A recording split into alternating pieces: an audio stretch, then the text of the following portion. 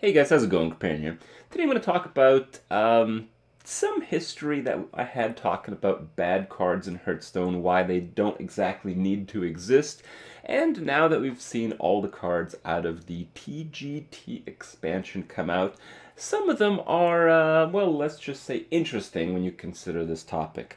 So, if you guys don't know, not too long ago, I pushed a topic out there that cards that really suck and see absolutely no play whatsoever, they act kind of like a vessel that you can easily use to spice up the game a little bit. I said that, cards like Magma Rager, you can give them like a Death Rattle that puts another Magma Rager in your hand or just something to make the card, you don't have to just buff its stats or anything because that would be not particularly interesting, but to give it some kind of effect that'll make it probably still completely unplayable, but still have some kind of interesting dynamic to buff it a little bit, maybe within an acceptable range. And I thought that it would be really cool to do this on one hand because there is natural power creep in Hearthstone. I'll be talking a lot about that in today's video so you guys understand what I'm talking about. But, with each expansion, some cards just get better, which is why there are, there's incentives to buy the cards. This is naturally how it has to be. It's just that often these things haven't been too big of a deal. In TGT, we've seen a bit of power creep in the mid to late game cards. It's just that if you have a very aggro-oriented meta, it doesn't actually matter, right? In probably all of the other expansions, we actually have seen power creep in the early game creatures and the early game cards in general, which is why we've kind of hit this point in the game where, very powerful control decks since the start of Hearthstone are the only ones that survive, and then you have, everyone else playing some form of aggressive or combo deck. So, what am I getting at here? There is power creep. There's naturally power creep. It's not really a surprise. It's just that I pushed this topic about how we could buff bad cards that nobody uses. We could do so regularly to keep the constructed experience fresh all the time. And I was, very happy to learn that Ben Brode, one of the lead developers of Hearthstone, had a few things to say about this. And I'll leave you guys with the video of that, where you can see his comments, my kind of answers to his concerns about my original comments. It's a pretty interesting video. If you guys want to check it out, if you guys want some more depth to what I'm about to talk about, check out that video. So he made a few points that to change one card, there could be a massive impact in the entire game, and of course it would require a lot of testing, and because it would require a lot of testing, it would slow down future expansions. Now, that's certainly true in some cases. If you take a card like Magma Rager and you just make him, super powerful, well, yeah, it might impact the whole game, but that's not really what I was suggesting in the original video. I wouldn't really suggest Magma Rager to be like the best card ever. It's just, there's a lot of room to work with when you have a 5/1 3-mana creature, let's just say, as we'll find out here shortly. And the other is, I was actually surprised that Blizzard's actually doing a really good job pushing out content. I mean, this expansion has 132 cards, and, well, they're, it's like regular expansion time. They even had Tavern Brawl like in between the last expansion. So what is that, like an average of like 3-4 cards a day? They're pumping them up pretty big time.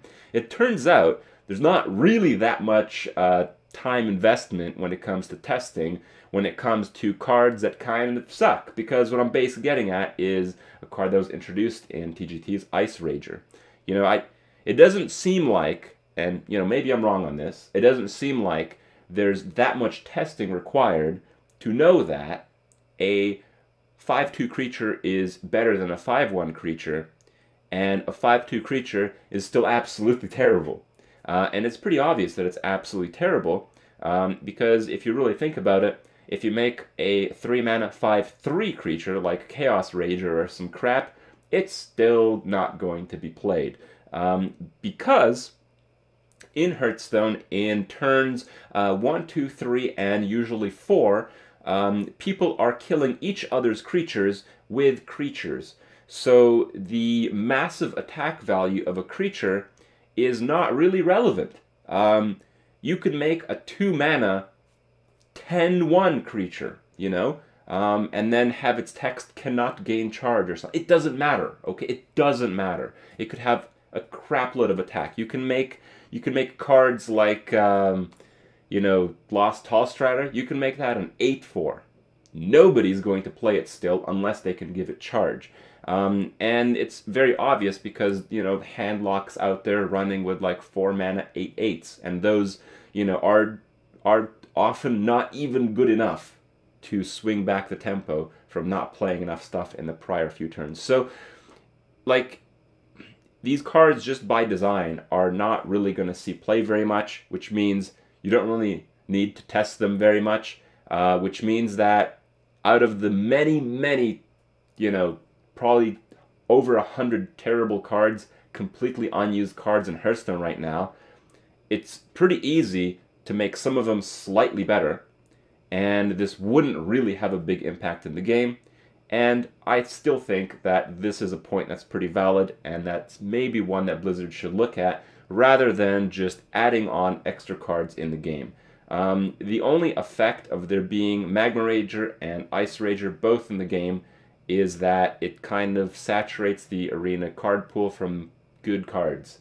And honestly, that's not necessarily a negative thing, but it's not really a positive thing either. And this kind of power creep, let's say, kind of has led into some other cards. In the past, Blizzard has explicitly made it basically known that it's okay for a class to have a super powerful card if it is a class card. And we saw this again with King's Elec, the Hunter card, which is a 3/2 beast that I would say draws you a card about 1/3 of the time, maybe 1/4 of the time on average, based on what kind of deck you're running. And if you compare this to Raptor, well, you can tell which card is better because it's the same card, except one of them does more stuff. And, you know, people haven't really complained about this one because the card that does more stuff is restricted to Hunter, which is basically an incentive to play a certain type of deck as Hunter. And that kind of makes sense. We've seen this with a few other cards in the past, and people just kind of left it alone. But we also saw it again in TGT the third time here. Evil Heckler and Booty Bay Bodyguard. And, you know, kind of joked around that, you know, you can have a jousting deck and your Booty Bay Bodyguard will crush the Evil Heckler every single time. And with like effigy involved, Booty Bay Bodyguard is going to have a better result if you really just want those stats, and it doesn't matter if it's 4 or 5 mana. But, you know, when you get to those technicalities, the real answer to the marginal differences in the cards is basically complete bullshit. And, you know, people caught on this. There was a pretty sweet Reddit thread that went over a few of the cards here. You know, we have Ice Hound. I mean, in TGT, we've learned that Ice is better than the Fire. So the Ice Hound is better than the Core Hound, of course. And then we have War Golem with a helmet. The helmet adds that extra little bit of protection that brings this card in line with Boulder Fist Ogre, but is still a complete unplayable piece of crap in terms of constructed. We have Prime Dalaran Mage, and funny enough, I think this card might maybe see some play in constructed if this is actually in the game again. This is actually the original Dalaran Mage that was nerfed because Spell Damage Druid was a really powerful deck in the first stages of beta of Hearthstone. But they nerfed like most of the Druid spells anyway, and they nerfed this, so yeah, no more Dalaran Mages. Silverback Alpha, you know, hitting Jim. Loses his taunt, I guess, so that's probably a mistake on the author, but whatever. Then we have Mana Spook. Yep. The extra health points. So you guys get it. Like, these differences don't really matter. None of those cards are still really playable anyway. There's just maybe a little bit more options in terms of arena, which is nice, but in the end, there's no real reason not to just buff old cards. It's a digital card game, so when you compare it to actual card games, when the cards are on a piece of paper and they release expansions, you know, it makes sense that there's an Ice Rager in a set, you know, long after the original set that had a Magma Rager. cards just naturally get better. So you have cards introduced that keep up with that new level of standard in power creep. I understand that.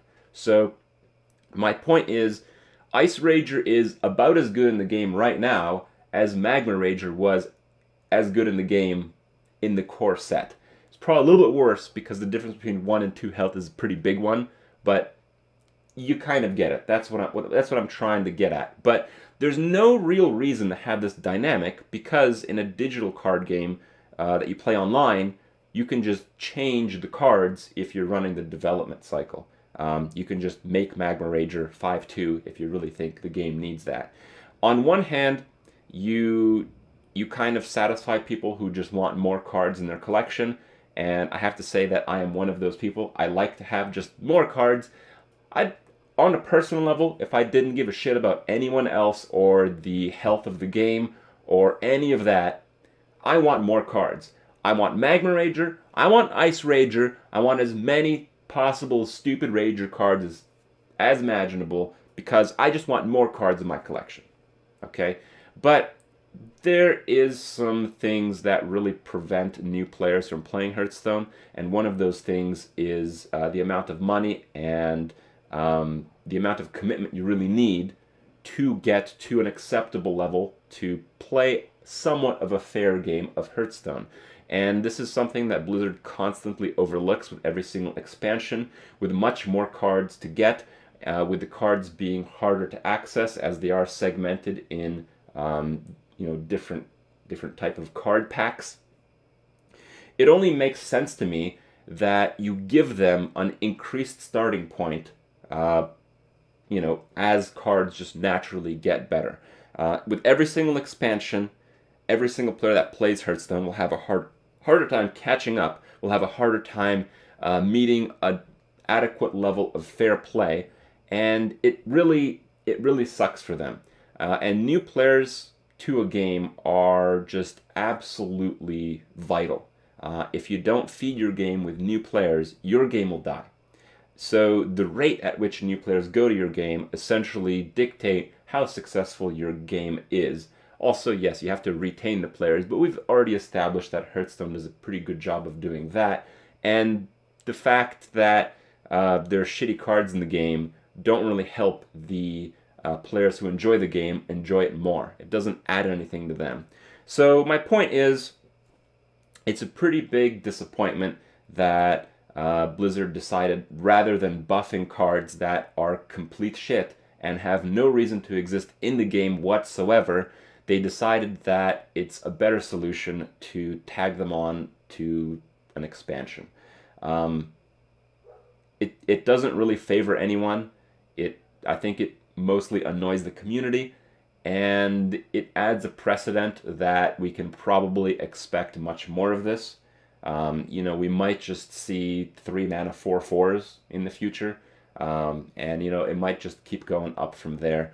The power creep is pretty real, and rather than coming up with cool dynamics for each card, they are okay with releasing strictly better versions of existing cards. So, a little bit of a downer, probably one of the main downers of TGT, but on the bright side, there's still a lot of cool-ass shit to look forward to. So, we'll see about that in the next few days. Hope you guys enjoy my comments, and I'll see you guys tomorrow.